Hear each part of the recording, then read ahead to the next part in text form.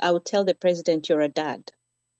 You have children. You are a brother. Nicholas and Bob are dads. Nicholas' son is about to sit for the exams, and he just found out about this. It's very hard. Unfortunately, from the headline news, it was the top of the news. And the person who got the news was my mom. She had just had prepared a meal. She was about to have it. She just put it down and sat down to watch the 7 o'clock news. And it was the top story. She just threw the food until today. That meal, that food, that plate is in the fridge. I was in class. This is the OneMic Show. We're going to take a moment to focus on a deeply troubling development, and that's the kidnapping of two young Kenyan men, Bob Njagi and Nicholas Oyoo in Uganda. I'm sure some of you have already seen this on the news. These guys are not strangers. They're part of our broader East African family, and they've been activists during the Gen Z revolution, and they've been doing a lot. Reports say they were abducted under unclear circumstances, and days later, their whereabouts remain unknown.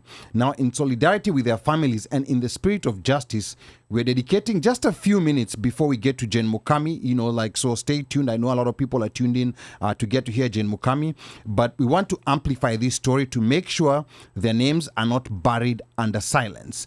Now, joining us is Benta Ochieng, who's a sister to Nicholas Oyoo, one of the people who's abducted. There's two people abducted, Bob Njagi and Nicholas Oyoo. Most of you are familiar with Bob Njagi, but Nicholas Oyoo, they were together when they were attending a campaign rally for Bobby Wine. Some of you already know Bobby Wine. Bobby Wine has been in Kilimanjaro studios before. Yes. And Benta Ochieng will be sharing what they know so far, the agony of waiting for answers, and most importantly, how the diaspora community can help. And she's tuned in from Indianapolis. So she's one of us. She lives in Indianapolis, Indiana.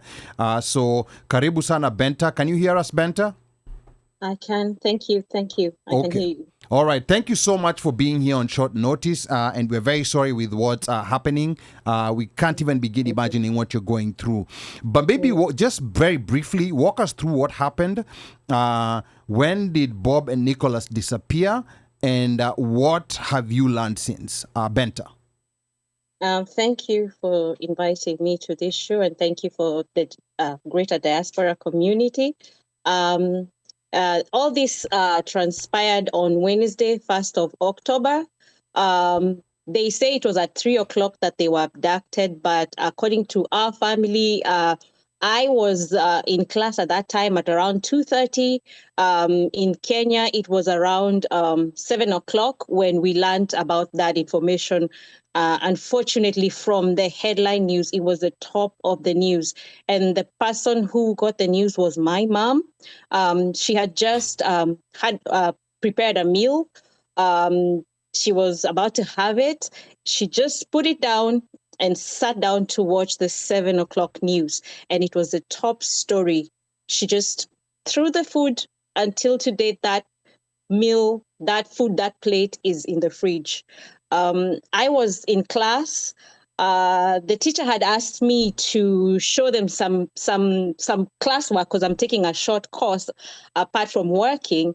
So when I was showing my paper to the teacher, that message came. So me and my professor got to see that message, and she told me, young girl, just go and call your mom right now. Like, stop everything and just go.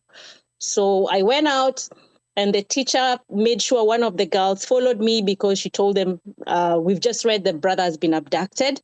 The mom, somebody just sent her a message. I think it's the mom. And so she followed me. She took me straight to the chapel because I was really in shock. So when I called my brother. I forgot. I forgot that I have other siblings. I forgot everybody's name.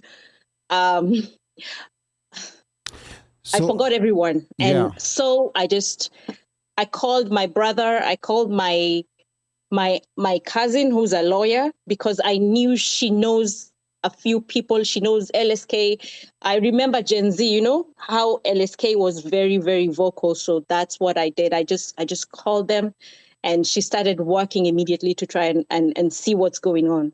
Yeah. Okay, and we're really sorry because we know how distressing this can be, and unfortunately, these stories have started becoming so normal, and that's why we want to amplify this today. For those who are tuned in, this is just a brief interlude before Jen Mukami comes in shortly because of this urgent situation we have where we have Bob Njagi and Nicholas Oyoo who were abducted in Uganda, and of course we have the sister here, Benta Ochieng from Indianapolis, talking to us. Now, Benta, please tell us, maybe have the Ugandan or Kenyan authorities offered any credible updates or any cooperation on where Bob Njagi and Nicholas Oyoo could presently be? Benta.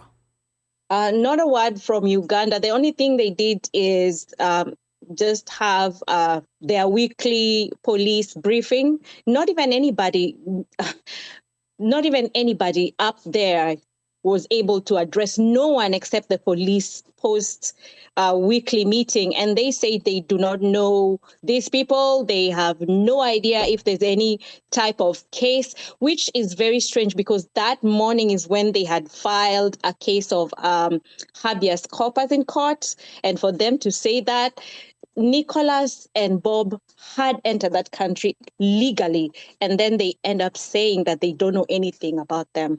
On our side, my brother went to the Ministry of Foreign Affairs, and the Ministry of Foreign Affairs contacted the Embassy of Uganda. The PS is saying they're in communication, but they have not gotten back to us to let us know what is going on.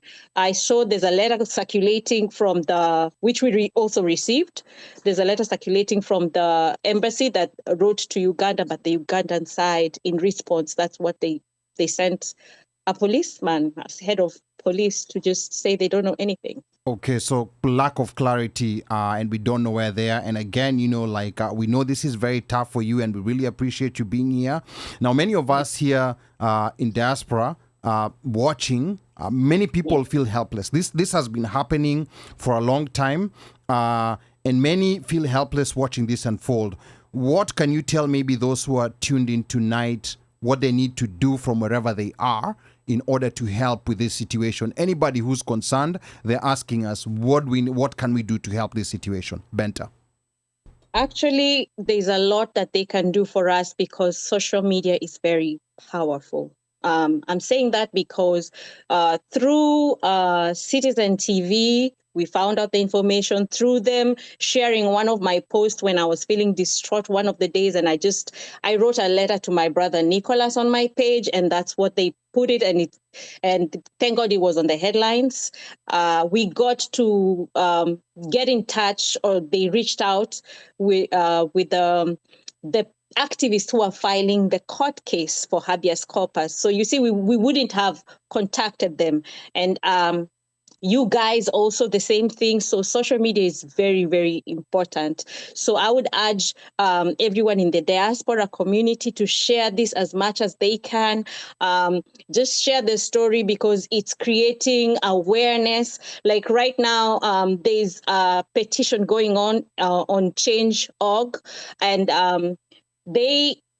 it says they want a response from United Nations Office, African Commission of Human Rights, Ugandan police to respond, Ministry of Foreign Affairs of Uganda, Ministry of Foreign Affairs of Kenya to respond to that. So if you can get in there to Change.org and just read the whole story for yourself, get to understand what is going on. It's all in there, and please help us with those signatures as much as you can, because it's helping. Actually, the Change.org has attracted attention of one of UN's rapporteur. She's a special rapporteur. Her name is Mary Lawalor. So she tweeted something, and that is very important to us because we have signed up. We're putting up a petition and to help us with this, with what is going on with the issue. So I'm asking the diaspora community, please share, please speak up for us. Help us with your voice. We really need you. Okay. Yeah. Now, for people who are planning to maybe post this on social media, I know there are people who are planning to visit different Ugandan embassies across the world. I know there's an Yeah. effort going on here in DC. It's not been finalized. Is there like any special hashtags or any particular phrases that you think can be used to propel and to push this on top of social media timelines? Benta. Yes. So far, the hashtag that has been going on X, which everybody seems to be acquiring it, is hashtag free Nicholas Oyoo, hashtag free Bob Njagi, and another one where they're together is hashtag free Nicholas Oyoo and Bob Njagi. Yeah, and feel free, like once you're done to go into the comment section of both. I send you the links of both the Facebook and YouTube stream.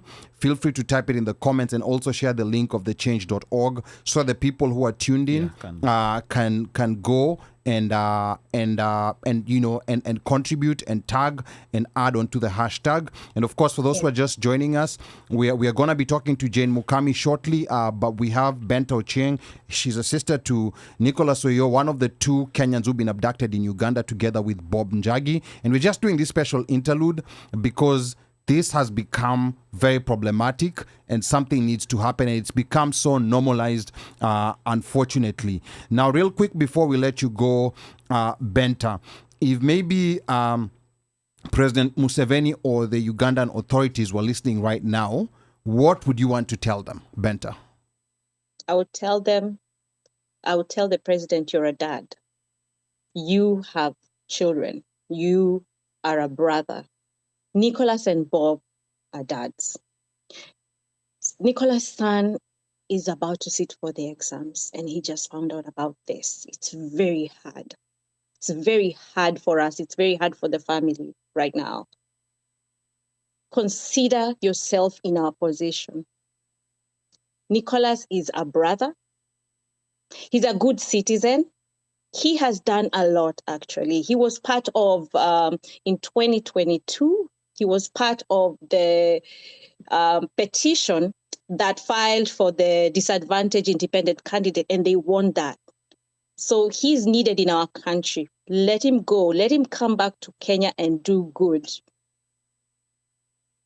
Okay, all right, sawa. And then the last thing before we let you go, Benta, what's your appeal to Kenya's leadership? Do you feel they've done enough?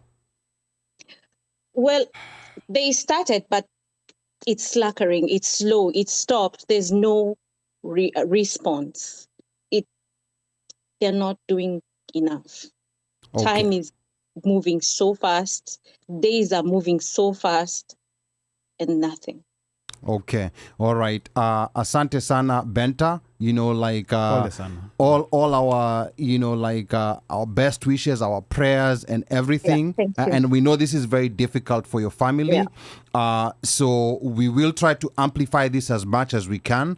And I'm very hopeful that if this keeps going loud, they will not be able to do what they're trying to do. So asante sana. And stay in touch with us. Please go to the comment section and share the links of all those different places where you want Kenyans in the diaspora to go to help out in this process. So thank you so much.